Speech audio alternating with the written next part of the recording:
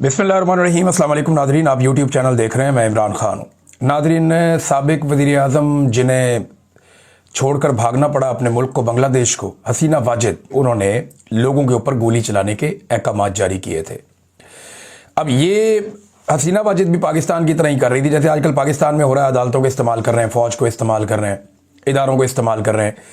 इसी तरीके से हसीना वाजिद का भी एक मॉडल था फस्तायत का, जो बांग्लादेश में था, और मुकदमे में मुल्क के वज़ीर दाखिला और IG भी मुलजिम थे। इस्तगासा के मुताबिक मुजाहिरीन के खिलाफ ड्रोन इस्तेमाल किए गए, हेलीकॉप्टरों को इस्तेमाल किया गया, मौलिक हथियारों का इस्तेमाल किया गया, जिससे लोगों की हलाकतें हुई थी। शेख हसीना वाजिद ने हुक्म दिया था और वज़ीर दाखिला और IG ने हुक्म पर अमल किया था, लेकिन IG जो है वो सुल्तानी गवाह बन गया कि जनाब मैं तो इनके कहने के ऊपर ये काम किया है। सज़ा हुई, IG को माफ़ी मिल गई, हसीना वाजिद को सज़ा हो गई, और 3 इल्ज़ामात हसीना वाजिद पे अब तक जो लगे हैं उनमें से 2 पर सज़ाए मौत और 1 पर उम्र कैद की सज़ा सुनाई गई है। और डॉक्टरों ने भी इसमें बयानात कलम बंद करवाए हैं। बहुत सारे लोग जो गोली चलाने वाले, ऐनी शाहिदीन, तहरीक जो लोग चला रहे थे, एहतजाज वाली, उसके शुरका और डॉक्टरों समेत कुछ 54 अफराद हैं जिन्होंने इसके अंदर हल्फिया बयान जमा करवाए या गवाहियाँ दी हैं। अब नादरीन, एक बात आप याद रखें कि बांग्लादेश की मईशत बहुत अच्छी चल रही थी। मुआशी तौर पे बांग्लादेश को हसीना वाजिद ने काफ़ी मुस्तहकम किया था। फ़ौज को भी उसने मुकम्मल अपनी हमायत उसकी हासिल कर ली थी। दिफाई तौर पर भी बांग्लादेश को कोई बड़ा ख़तरा नहीं था, और भारत के साथ उनके ताल्लुकात ठीक चल रहे थे। अमेरिका और यूरोप सारे उनके साथ मुतमईन थे। मुल्क में एक जमाती निज़ाम अमली तौर पर चल रहा था, जैसे पाकिस्तान में एस्टेब्लिशमेंट चाहती है कि ये होता रहे। अब फांसियाँ दे रहे थे वो लोगों को, जबरी तौर पर लोगों को लापता किया जा रहा था और लगातार लोगों को टॉर्चर किया जा रहा था, लेकिन फिर एहतजाज शुरू हो गया। अब मामला ये है कि पाकिस्तान के अंदर कुछ लोग ये बार बार कहते हैं कि नहीं नहीं, पाकिस्तान में कुछ नहीं होना, और इसमें कुछ हमारे जो दानिशवर हैं जो बददियानती करते हैं, उन्हें ये बददियानती नहीं करनी चाहिए। वो बार बार कहते हैं पाकिस्तानी कुछ नहीं कर सकते, यहाँ कुछ नहीं हो सकता, इमरान खान को जो है वो भी फौजी बूट के तस्मे के साथ लटक जाना चाहिए, ये यहाँ पे दानिशवर कहते हैं। जैसे नवाज शरीफ साहब ने फौजी बूट का सहारा लिया, जैसे जरदारी साहब ने जो है वो मिलिट्री एस्टेब्लिशमेंट का सहारा लिया, बिलावल, बाकी सारे, मरियम, सारे जो करते रहे हैं, तो जो पाकिस्तान के दानिशवर है वो कहते हैं इमरान खान भी वही करे। लेकिन इमरान खान ने रास्ता डिफरेंट लिया इस दफ़ा। इमरान खान साहब की सियासत जो है वो उस तरह नहीं है कि आप ये कहें कि उनकी पहले दिन से सियासत बड़ी शानदार है। गलतियाँ सबसे होती हैं, और इमरान खान साहब ने अपनी गलतियाँ खुद मानी है और किसी ने नहीं मानी, और उन गलतियों से सीख कर अब वो कह रहे हैं जी कि मैं उस तरह नहीं मुल्क चलने दूंगा जैसे ये लोग हमेशा से ज्यादती करते आए।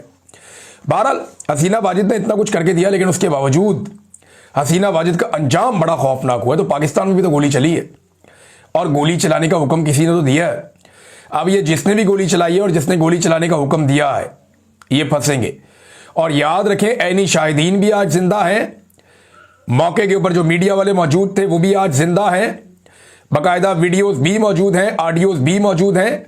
अस्पतालों के अंदर जिन डॉक्टरों ने जख्मियों को और लाशों को देखा है वो भी आज जिंदा है।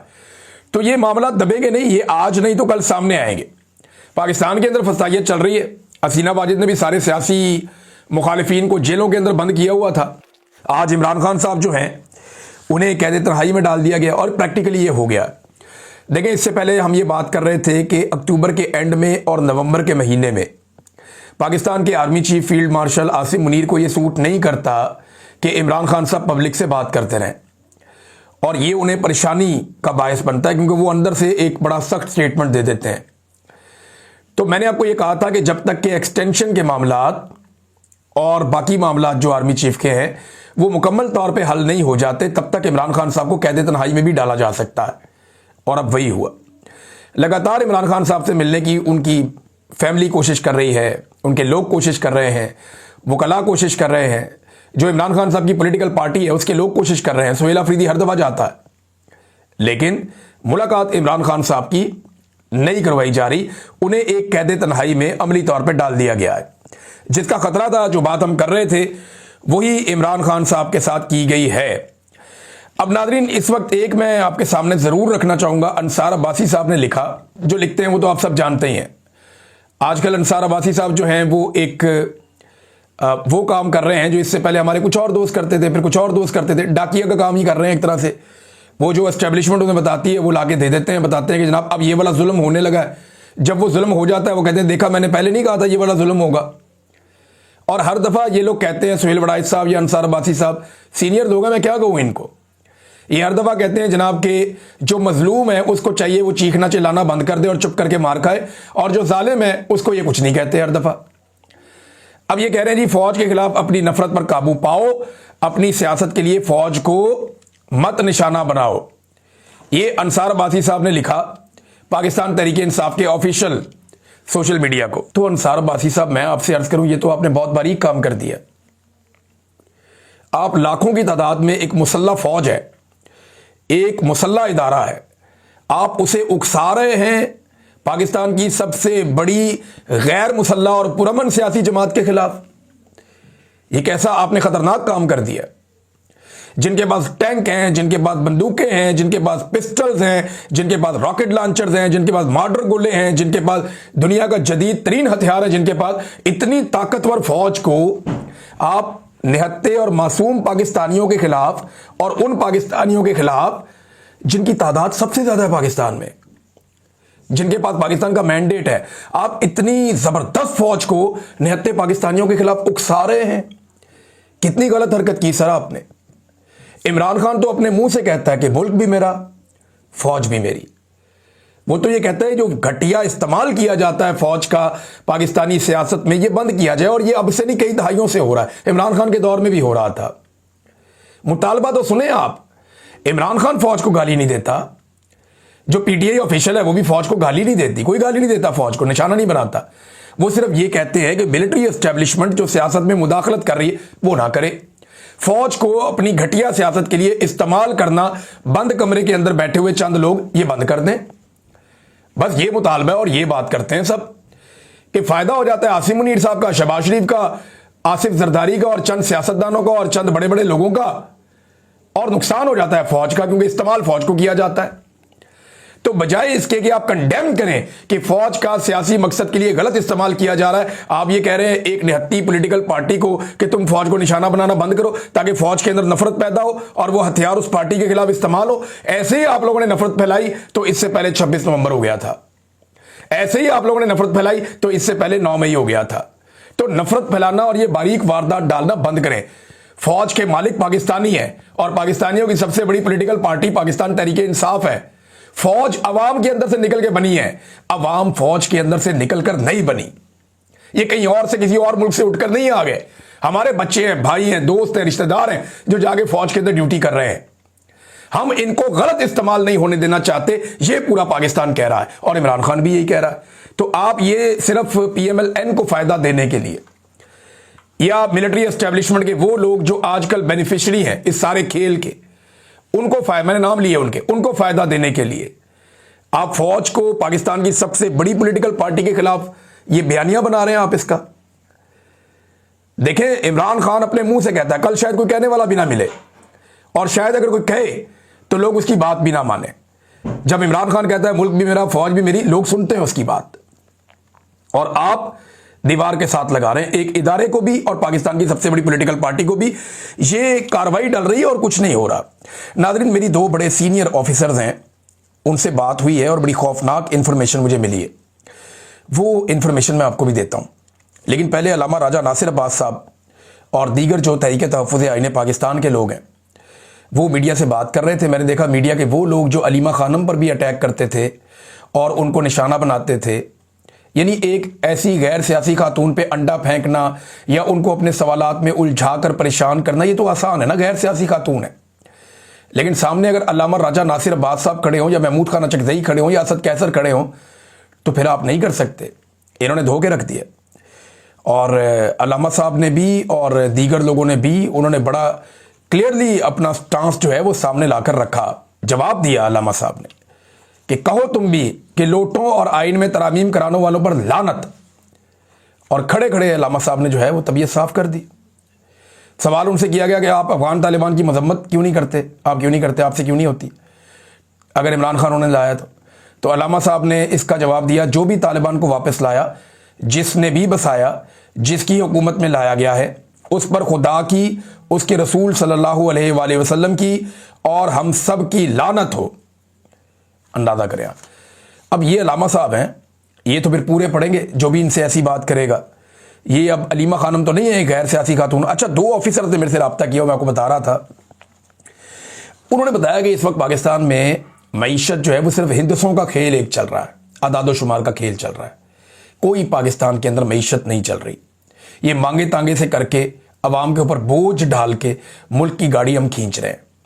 ऑफिसर्स ने कहा, और बड़े अच्छे उहदों पे बैठे हुए ऑफिसर्स हैं, मैं उनके नाम लूंगा, उनके लिए मुसीबत बन जाएगी। उन्होंने कहा जी कि हम बैठ के मक्खियां मारते हैं सारा दिन, कोई सरमायाकारी पाकिस्तान में नहीं आ रही, कोई बंदा पाकिस्तान के अंदर पैसे लेकर नहीं आ रहा, कोई लाने के लिए तैयार नहीं है, बल्कि जो पाकिस्तान के अंदर पैसे हैं जिन लोगों के पास, वो पैसा लेकर पाकिस्तान से बाहर जाना चाहते हैं, और उसको रोकने के लिए भी हमारे पास कोई बंदोबस्त नहीं है। अभी एक और कंपनी चलेगी और बड़ी आनन फानन वो कंपनी पाकिस्तान से भागी है। यानी लोग ऐसे पाकिस्तान से भाग रहे हैं जैसे खुदा न खास्ता कोई आग लगी हुई है। एक और मल्टीनेशनल कंपनी पाकिस्तान से निकल गई। जनूबी कोरिया की लोटे केमिकल $69 मिलियन में फरोख्त हो गई। लोटे केमिकल इतनी जल्दी में थी कि अपने 75% उन्होंने जो अपने शेयर्स हैं वो रियायती कीमत पर बेचकर मुल्क से निकल गए। उन्होंने कहा निकलो यहां से। नाज़रीन, हर दूसरे चौथे दिन कोई ना कोई कंपनी पाकिस्तान में बंद हो रही है, कोई ना कोई मुल्क से छोड़कर जा रहा है, और ये कह रहे हैं जी मुल्क बेहतर हो रहा है, पहले से आगे बढ़ रहा है, जनाब तरक्की और खुशहाली का सफर हो रहा है। ये किसकी तरक्की और खुशहाली है? इनके अपने घरों की, इनके अपने रिश्तेदारों की, इनके अपने करीबी लोगों की। किसान की कपास नहीं बिक्री, गन्ने के किसान को इन्होंने रोल के रख दिया। इस वक्त कुछ भी पाकिस्तान में ठीक तरीके से नहीं हो रहा, सवाए जो लोग साहिब इक्तदार हैं वो एक आईनी दीवार अपने इर्द गिर्द खड़ी करते जा रहे हैं और उन्हें लगता है कि वो बड़ा कमाल काम कर रहे हैं। उलमा इकराम एक के बाद एक बोल रहे हैं। जावेद गामदी साहब बोले, ताहिर अशरफी साहब बोले, मुफ्ती तकी उस्मानी साहब बड़ा खुलकर बोले, मौलाना तारिक मसूद साहब जो हैं वो भी बड़ा खुलकर बोले, और अल्लामा जवार बहादुर साहब जो है वो भी इसके ऊपर बोले। तो 5 बड़े उलमा इकराम पाकिस्तान के अब तक ये कह चुके हैं कि फील्ड मार्शल आसिम मुनीर साहब ने जो इस्तिस्ना हासिल किया है ताहयात, ये गैर इस्लामी और गैर शरई है। ये काम, वो हाफ़िज़े कुरान है, उनको ये काम नहीं करना चाहिए था, और ये वैसे भी एक बुज़दिलाना काम है, उनको नहीं करना चाहिए था। आर्मी चीफ है, उन्हें ये तो कभी मुशर्रफ ने, ज़ियाउल हक ने नहीं लिया, याया खान ने, और जो है वो उसने फील्ड मार्शल अयूब खान ने नहीं लिया। तो ये इस्तिस्ना जो है ये गलत है, ये अच्छा भी नहीं है, इसको नहीं लेना चाहिए था। नाज़रीन, साहबजादा हामिद रज़ा साहब के साथ बड़ी ज़्यादती की जा रही है जेल के अंदर, और वो लगातार रिपोर्ट भी हो रही है। ये साहबजादा हामिद रज़ा के साथ जेल में अद्वियात की अदम फराहमी और मुलाकातों में सख्ती पर तहरीक इंसाफ का भी अब रद्द-ए-अमल आया है, और वो ये बता रहे हैं कि इमरान खान साहब से उन्होंने वफादारी निभाई है, और वो उन्होंने बड़ी बहादुरी के साथ कहा जी मैं गिरफ्तारी देने के लिए जा रहा हूँ, और वो गिरफ्तार हुए।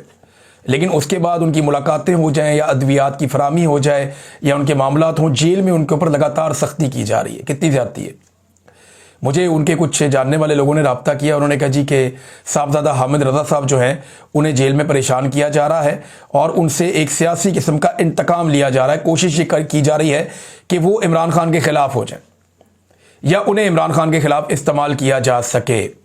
तहरीक इंसाफ ने मुतालबा किया कि साहबजादा हामिद रज़ा को जेल में दरकार तिब्बी और कानूनी सहूलियात फराहम की जाएँ, अहले खाना और वकला के साथ मुलाकात के लिए मुनासिब और आज़ादाना माहौल मुहैया किया जाए, और उनकी अपीलों की फौरी और मुनसिफाना समाअत को यकीनी बनाया जाए, इंसाफ के तकाजे भी पूरे किए जाएँ।